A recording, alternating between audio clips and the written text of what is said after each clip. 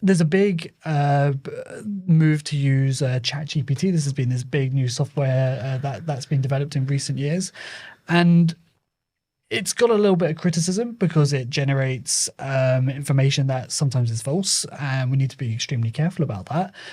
So actually going back to what you discussed about regulation, there's obviously a lot more AI regulation coming out, and that's good to see, but we need to do a little bit more on that, I think.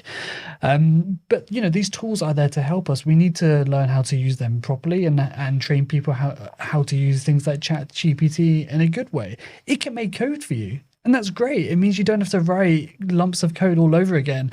But, let's not forget these skills are really, really good for people to have. You don't want people to lose that. So there's a slight dichotomy between ensuring people can do their job well, but making sure they don't lose out on their skills at the same time. And I think that is a perfect example. I was speaking to one of my friends that's a teacher, and they're an English teacher in high school. And I just posed the question, is ChatGPT a nightmare for you in your line of work with young people who've got access to the internet?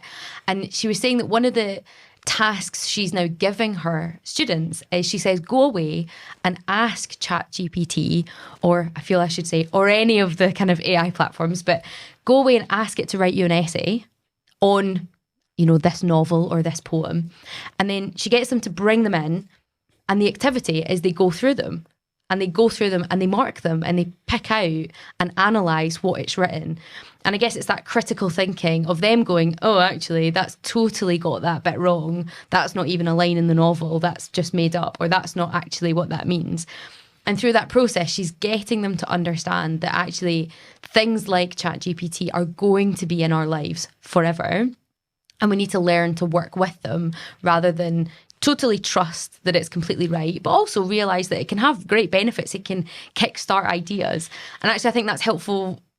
And hopefully that's a helpful illustration, because actually what you were talking about, for example, with image classification, actually it could be amazing, but just because it's put something down as a tree or a piece of sand or a loch or whatever it might be, a car, doesn't mean that actually is right. And we need to learn to live with it. So I think that was a really helpful illustration at how we need to live and work with AI.